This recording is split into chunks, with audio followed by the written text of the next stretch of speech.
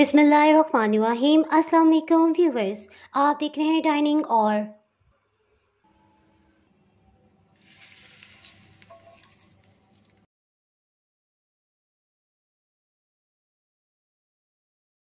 सिंध में यह रायता बहुत ही मशहूर है। कराची महमूदाबाद से हुमा यूनुस ने ये रेसिपी शेयर की है। ये वीडियो शुरू से आखिर तक कंप्लीट देखिएगा, कहीं से भी स्किप ना कीजिएगा ताकि कोई भी अहम पॉइंट आपसे मिस ना हो पाए। अगर मेरी वीडियोस अच्छी लगी तो लाल सब्सक्राइब को क्लिक कर दें। साथ में ये जो बेल का आइकॉन है इसको क्लिक कर दें। इसको क्लिक करने से आपको मेरी हर नई वीडियो का नोटिफिकेशन सबसे पहले फ्री में मिलेगा। बिस्मिल्लाहिर्रहमानिर्रहीम जी, रेसिपी को स्टार्ट करते हैं। जी, बैंगन तकरीबन 360 ग्राम है। इसमें ये एहतियात कीजिएगा, इस तरह से लेते हुए इनको चारों तरफ से देख लीजिएगा कहीं कोई हल्का सा छोटा सा भी सुराख ना हो, क्योंकि जिस बैंगन में छोटा सा भी सुराख हो वो अंदर से ख़राब होता है। सो इस तरह का बैंगन इस्तेमाल ना कीजिएगा। इसी तरह से बैंगन को इस तरह से हाथों से टच करके देख लें। इसे बहुत टाइट यानी सख्त सख्त होना चाहिए। ये भी निशानी है कि अंदर से बिल्कुल ठीक होगा। बिस्मिल्लाहिर्रहमानिर्रहीम। इसके साथ ही चूल्हे की आंच को मीडियम हाई कर लिया है। बैंगन को इसके ऊपर रख देंगे। इसको थोड़ा साइड पे करते हैं ताकि दूसरे बैंगन की जगह भी बन जाए। बस किसी तरह से फंसा के इसे इस तरह से टिका देंगे। ये देखें जी, एक बैंगन दूसरे बैंगन को जगह नहीं दे रहा और गिर रहा है। चलें जी, बाला कर इस तरह से बैंगन इसके ऊपर टिक ही गए हैं। जी, इनको हीट के ऊपर पकते तकरीबन 5 मिनट हो चुके हैं। इसको इस तरह से टर्न कर लेंगे ताकि सब जगह यकसां हीट लग जाए। जी, और फिर सेकंड वाले को भी इस तरह से टर्न कर लेंगे। इससे इंशाल्लाह रायते में बहुत ही ज़बरदस्त स्मोकी फ्लेवर आ जाएगा। जी, अच्छी तरह से ये जल गए हैं। मुझे कहते हुए भी हंसी आ रही है। ये तो नहीं कह सकते कि पक गए हैं। सो हीट को ऑफ कर देंगे और इन्हें निकाल लेते हैं। जी, मेरी तो बड़ी प्रैक्टिस है, सो मैं इसी तरह से उठा रही हूँ। लेकिन प्लीज़ आप किसी भी चिमटे वगैरह को इस्तेमाल कीजिएगा ताकि आपके हाथ न जलें। अब इसके ठंडे होने का इंतज़ार करेंगे, फिर हम नेक्स्ट स्टेप की तरफ बढ़ेंगे। जिसके लिए टमाटर बड़े साइज़ का एक ले लिया है। अगर आपके पास छोटे या मीडियम साइज़ के हों तो आप 2 या 3 भी डाल सकते हैं। टमाटर के छिलके को अलग कर लेंगे। बहुत आसानी से उतर जाता है।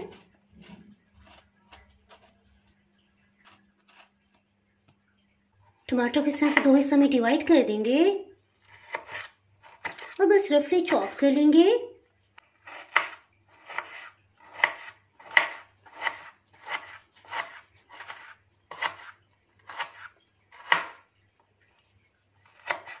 ये छोटे पीसेस में से कर लेंगे। 3 हरी मिर्चों के ऊपर के सिरे को अलग कर लेंगे। सेंटर में इस तरह से कट लगा लेंगे। टमाटर को साइड पे करते हैं और बस इन्हें कटिंग कर लेंगे। कराची में अमूमन तीखा खाना पसंद किया जाता है, सो आप हरी मिर्च 5 पीस भी शामिल कर सकते हैं। देखिए, हरा धनिया कितना खूबसूरत सा है। हरे धनिया के इस हिस्से को अलग कर देंगे। टहनियों को भी इसमें शामिल करेंगे। टहनियों की बड़ी प्यारी सी खुशबू होती है। और अगर आपको पसंद नहीं तो सिर्फ पत्ते भी आप डाल सकते हैं, यह आपकी अपनी मर्जी है। चलिए जी, हरा धनिया भी कट गया। कटिंग की हुई सब्जियों को बाउल में डालते जाएंगे। इसके साथ ही प्याज को भी कटिंग कर लेते हैं। जिसके साथ ये 2 दरमियानी साइज के प्याज ले लेंगे। इनका छिलका उतार लिया है।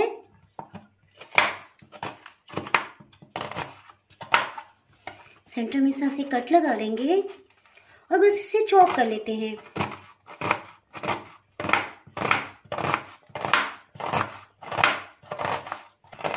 बस इसी तरह सब प्याज को कटिंग कर लिया है।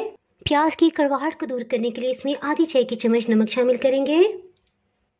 अच्छी तरह से मिक्स कर देंगे और 5 मिनट के लिए पड़ा रहने देंगे। जिसके साथ ही बैंगन ले लेंगे। ठंडे हो गए हैं।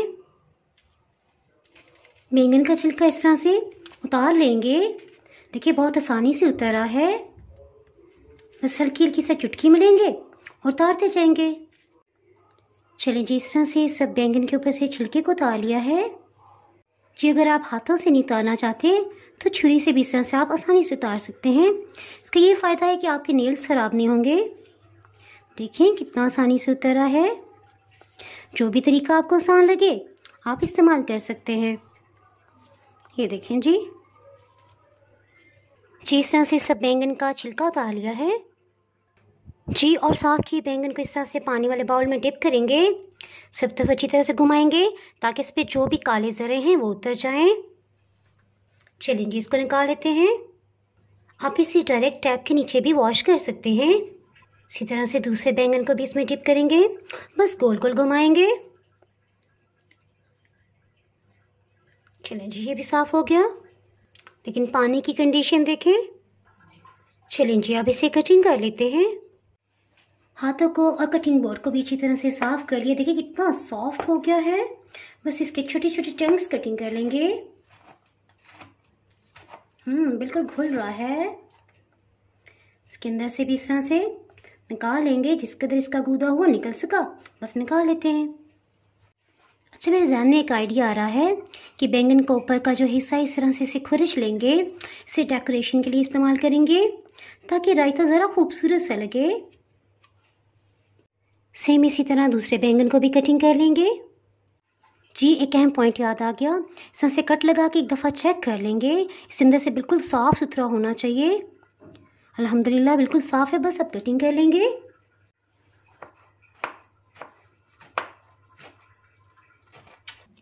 बैंगन के कटे हुए पीसेस को इसमें डाल देंगे।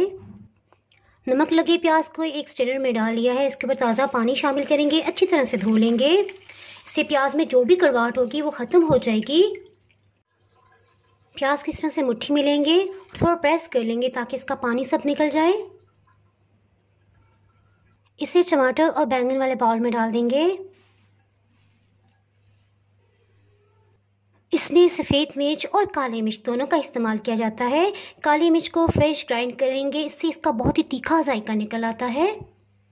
चलें जी, काली मिर्च तो पीस के इसे शामिल कर देते हैं। मैं इसमें सफ़ेद मिर्च 1/4 टीस्पून डाल रही हूँ। अगर आप तेज़ मिर्च पसंद करते हैं तो आधी चाय की चम्मच या 1 चाय की चम्मच भी आप इसमें शामिल कर सकते हैं जी। और 1/4 टीस्पून इसमें लाल मिर्च पाउडर जाएगा। और जायके के लिए लास्ट में आधी चाय की चम्मच नमक शामिल करेंगे। नमक क्योंकि दही में भी जाएगा सो एहतियात से डालेंगे। इन सबको अच्छी तरह से मिक्स कर लेंगे और साथ साथ इसको मैश करते जाएंगे ताकि सब कुछ यकजान हो जाए। इतनी अच्छी खुशबू आ रही है। ये रायता इतना मज़े का बनता है कि आपको साथ सलाद बनाने की बिल्कुल भी ज़रूरत नहीं रहेगी, यानी 2 in 1 का काम करेगा।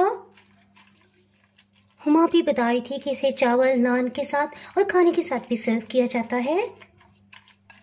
बारबेक्यू की खुशबू के साथ रिफ्रेशिंग सा रायता इंशाल्लाह आपके दिन भर की थकन को दूर कर देगा और जायके में तो लाजवाब होगा ही।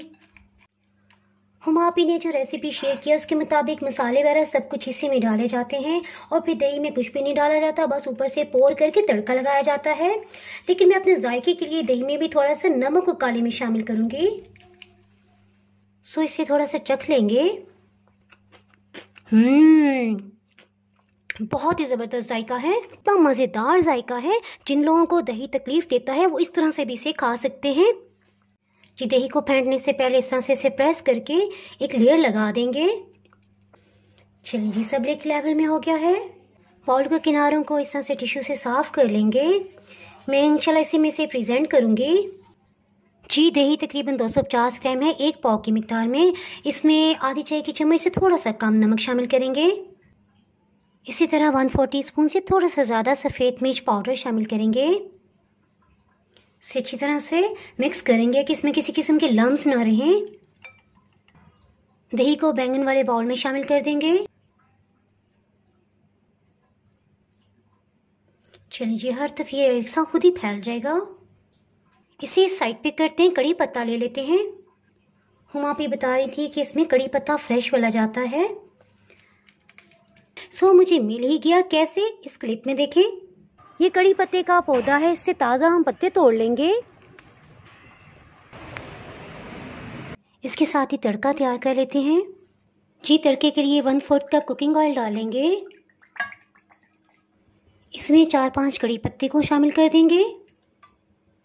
सफ़ेद या काला ज़ीरा जो भी हो, आधी चाय की चम्मच। 3-4 गोल वाली लाल मिर्च, आधी चाय की चम्मच अधकुटी सुर्ख मिर्च। अजान हो रही है, मैं मज़ीद बात नहीं करूँगी।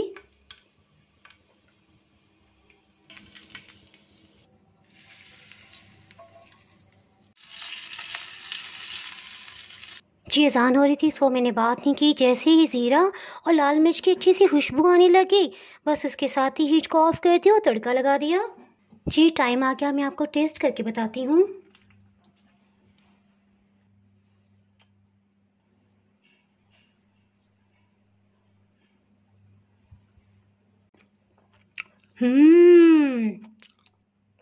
इतना मज़े का जायका है, लाइट सा, रिफ्रेशिंग सा, और लगता है कि सब जायके इसके अंदर समा गए हैं।